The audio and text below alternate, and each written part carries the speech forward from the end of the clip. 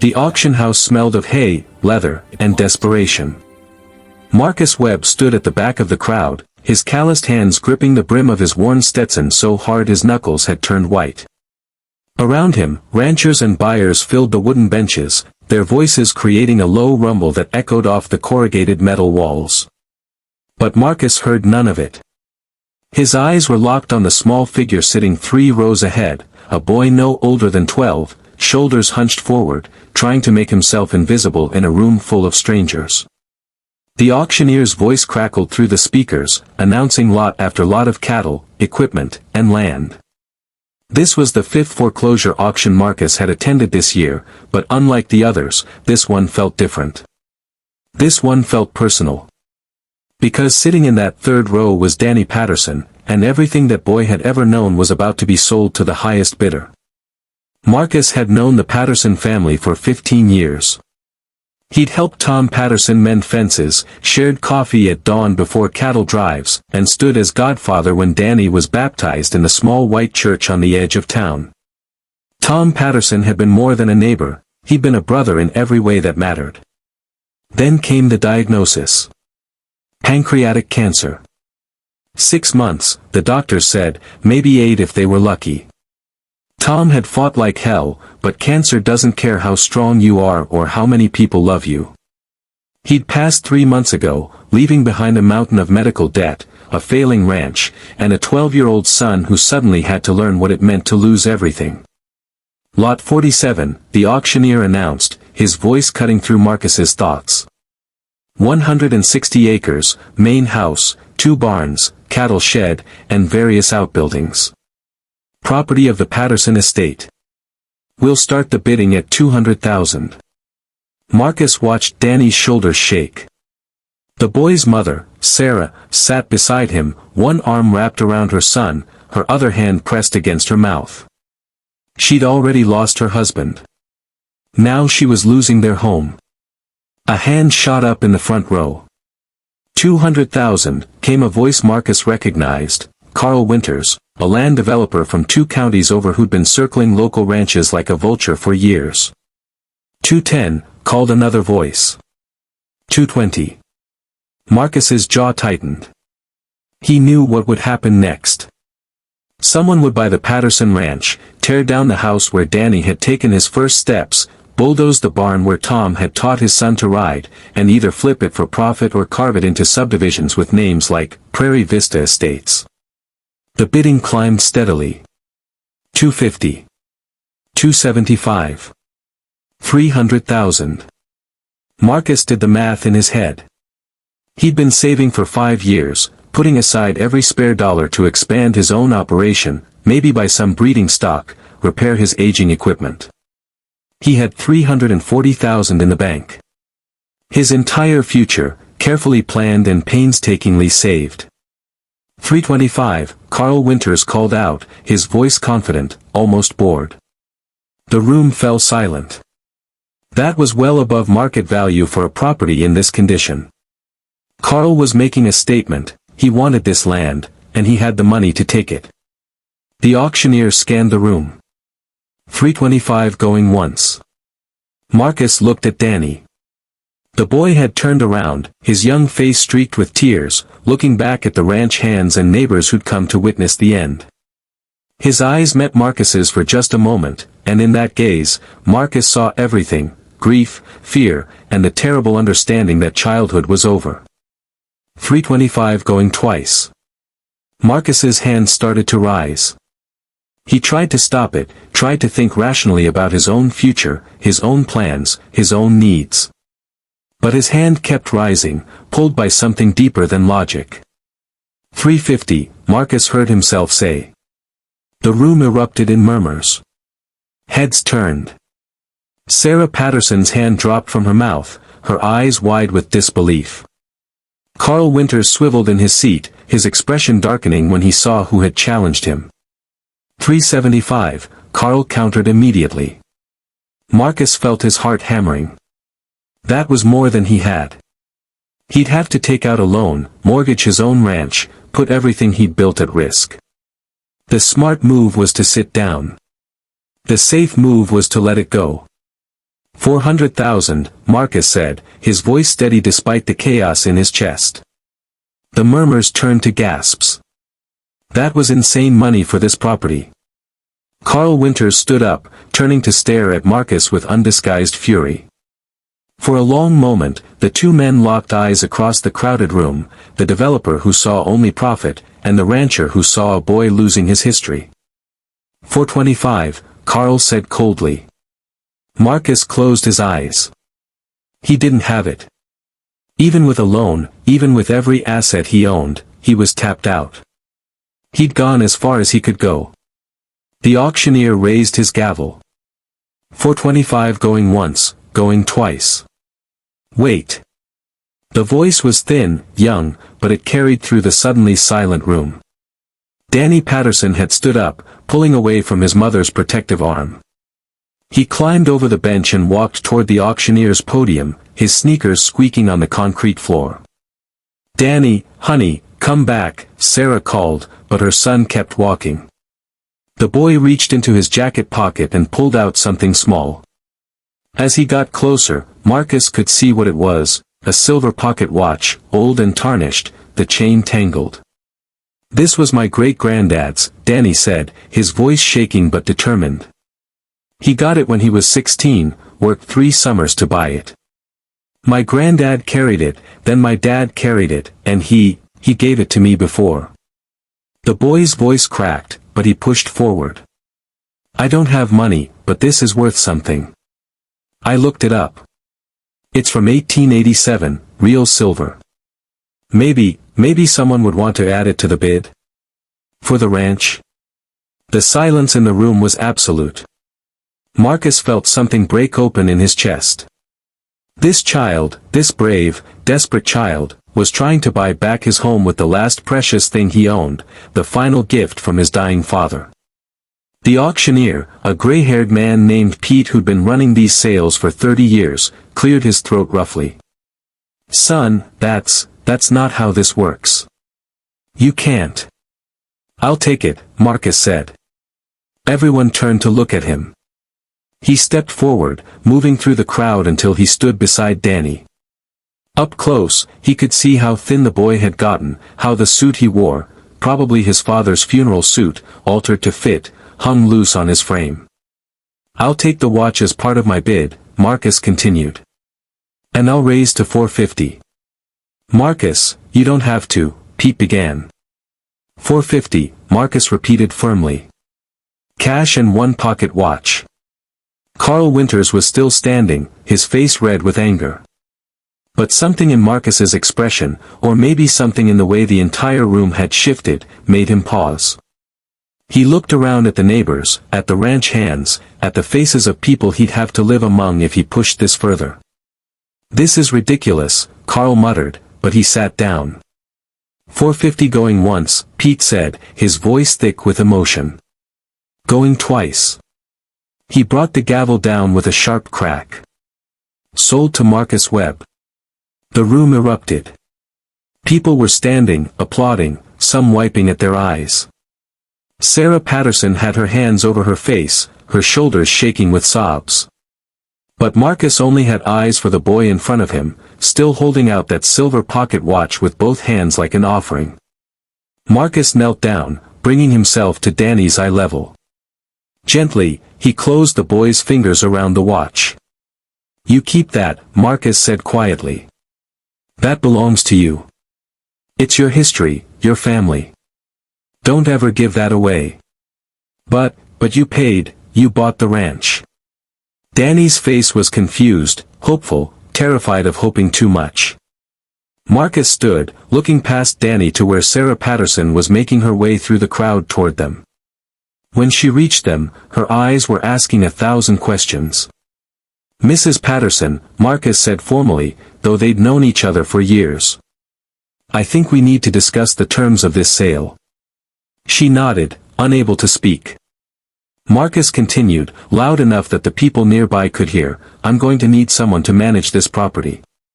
Someone who knows the land, knows the cattle, knows how things run. I was thinking maybe you and Danny might be interested in the job. Living quarters included, of course. The paperwork took 3 hours. Marcus sat in the auction house office with Sarah Patterson and a lawyer named Jennifer Chen who'd volunteered her services pro bono when she heard what was happening. Together, they drew up an agreement that was as much a moral contract as a legal one. The Patterson family would manage the ranch, maintaining it as they had before. All profits from cattle sales, minus operating expenses and a modest management fee, would go into an escrow account in Danny's name.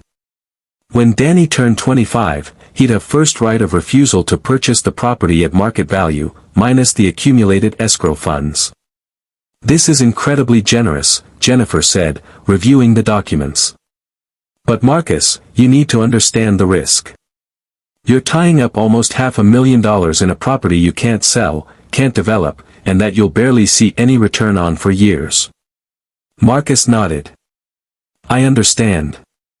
And if the ranch doesn't turn a profit, if there's a drought or disease or—" "I understand," Marcus repeated. "Draw up the papers." Sarah sat across from him, Danny beside her, both of them looking overwhelmed. "Marcus, I don't know what to say. He would be. Tom was there when my daddy passed," Marcus said quietly. "I was 17, didn't know the first thing about running a ranch alone. Tom came over every morning for a year, teaching me, helping me, never asking for anything in return. Said that's what neighbors do. So I guess I learned that lesson pretty well." He signed the documents with a flourish, then slid them across the table. Sarah signed with shaking hands, and Jennifer witnessed both signatures. "It's done," Jennifer said, stamping the final page. "The ranch remains in Marcus Webb's name, managed by Sarah and Daniel Patterson under the terms we've outlined." Danny looked at the papers, then up at Marcus. "I'm going to buy it back," he said with sudden fierce determination. "When I'm 25, I'm going to buy it back and make it the best ranch in the county. I'm going to make my dad proud." "Your dad was already proud," Marcus said. "But I look forward to seeing what you build, son." They left the auction house as the sun was setting, painting the sky in shades of orange and pink. News of what had happened had already spread through town. Small towns are like that, news travels faster than light, and as they walked to their trucks, people stopped to shake Marcus's hand, to hug Sarah, to ruffle Danny's hair. Old Pete, the auctioneer, caught up with Marcus in the parking lot. "That was either the dumbest thing I've ever seen or the smartest," he said, lighting a cigarette. "Can't quite figure which." Marcus smiled. "Ask me in 20 years. You know Carl Winters is spreading it around that you're a fool, right? Says you just threw away your future for nothing." "Maybe I did," Marcus acknowledged. "Or maybe I invested in something that'll pay dividends money can't measure." Pete nodded slowly. "Your daddy would have done the same thing, you know. Hell, he did do the same thing, more than once. Never talked about it, but we knew. That's the thing about good men, they do good things quiet-like, without making a fuss. Then I'm in good company." Marcus drove home to his own ranch as darkness fell, his truck cab full of silence and second thoughts. He'd just spent every dollar he'd saved, mortgaged his future, and taken on responsibility for a property he'd never wanted. His hands were shaking slightly on the steering wheel. When he pulled up to his own house, modest, a little worn, but home, he sat in the truck for a long moment. Through the window, he could see his living room, the leather couch his parents had bought 40 years ago, the photos on the wall of 3 generations of Webbs who'd worked this land. What had he done? His phone buzzed. A text from Sarah, "We're home. Danny wants to feed the horses. Says it's his job now. Thank you" doesn't even begin to cover it. A moment later, a photo arrived. Danny in the barn, a huge smile on his face, arms around the neck of his father's old horse, Cisco. The boy looked like himself again, like a kid who believed tomorrow might be okay. Marcus felt the tightness in his chest ease. Maybe he'd lost his savings, maybe he'd complicated his life beyond reason, but that photo was worth every penny. Over the next few weeks, a rhythm established itself.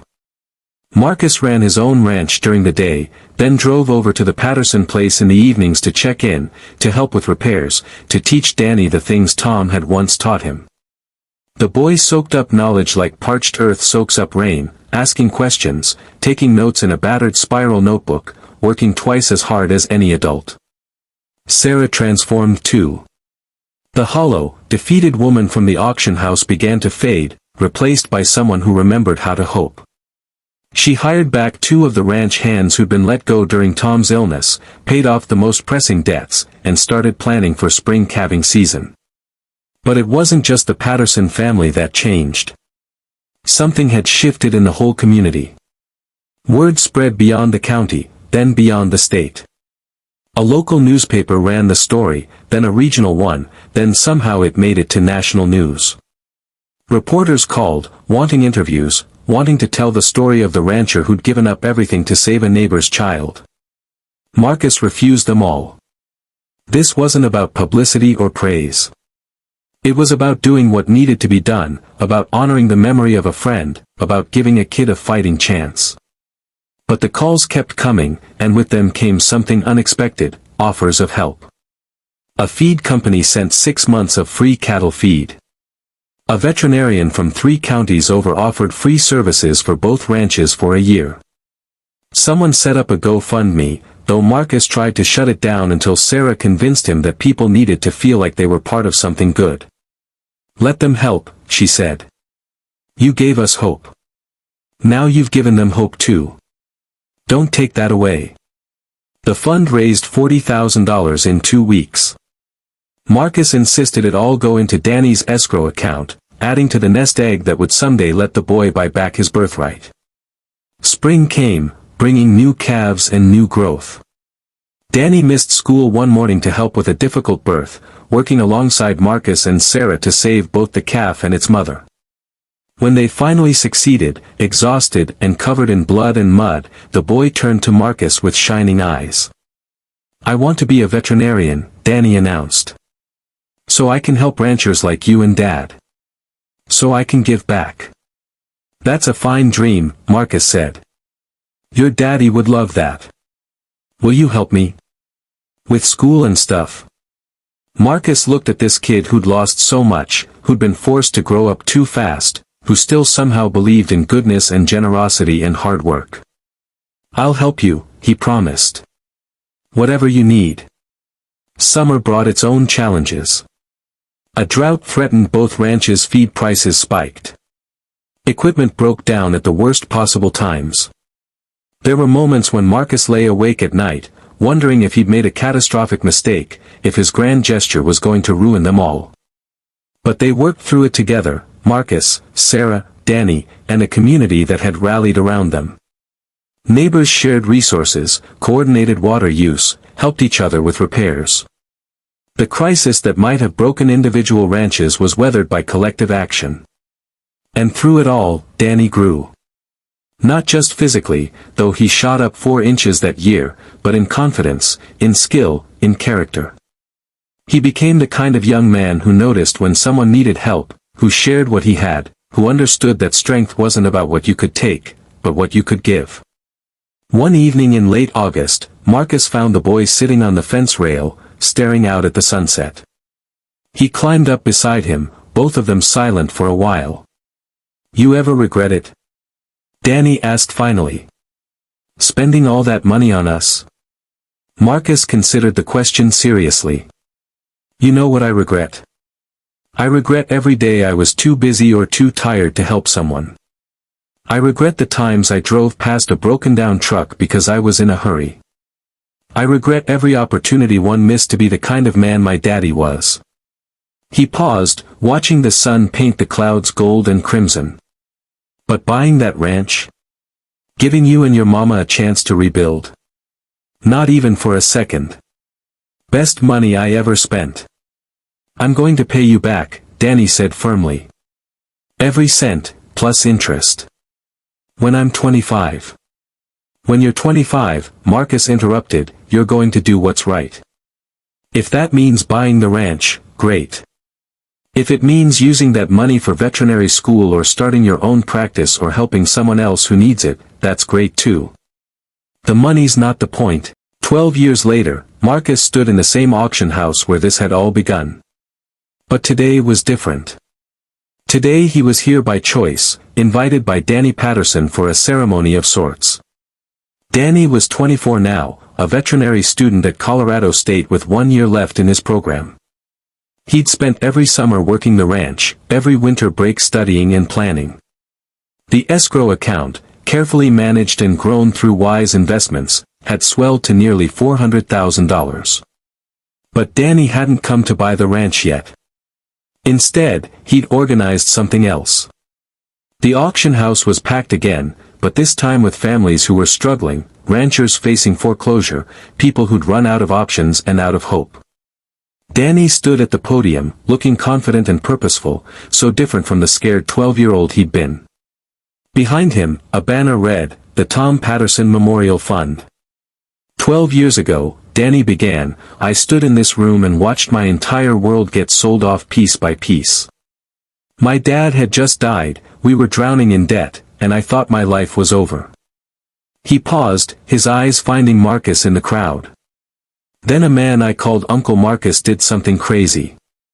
He spent every penny he had, money he'd saved for years, to buy our ranch. And then he gave it back to us. Not for free, he taught me that nothing worthwhile is free. But he gave us a chance. He gave us hope. Danny gestured to the families sitting in the audience. There are 6 families here today facing foreclosure. 6 families who are where we were, who think their stories are ending.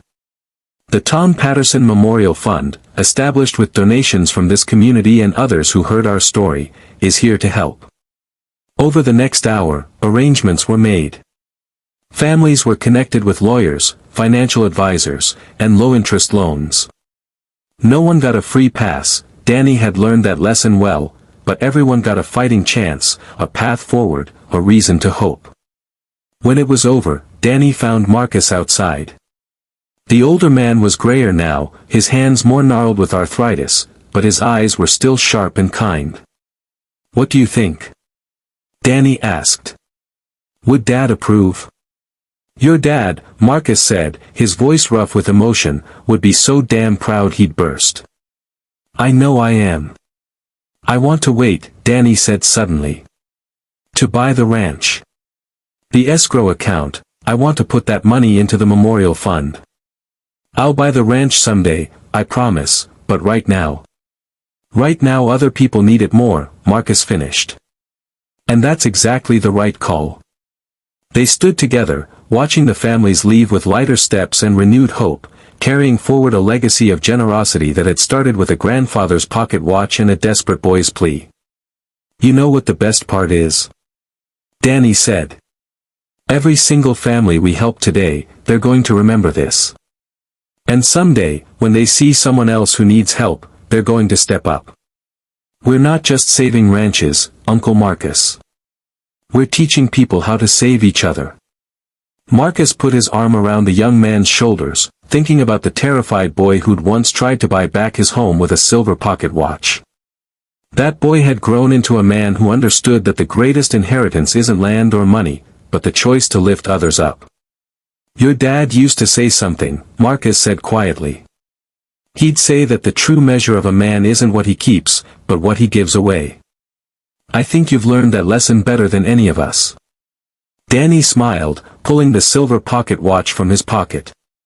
It was polished now, the chain untangled, kept safe all these years. I'm going to give this to my son someday, he said. And I'm going to tell him about the day I tried to buy back our home with it. About the man who taught me that generosity isn't about grand gestures, but about showing up for people when they need it most. Just make sure you tell him the rest, Marcus said. What's that? That the rancher froze, then did the unthinkable, he bet everything on hope. And that bet paid off in ways money could never measure. As the sun set over the Colorado prairie, the two men stood together, proof that kindness is never wasted, that compassion creates ripples that spread far beyond what we can see, and that the bravest thing we can do is believe that tomorrow can be better than today, and then work like hell to make it so.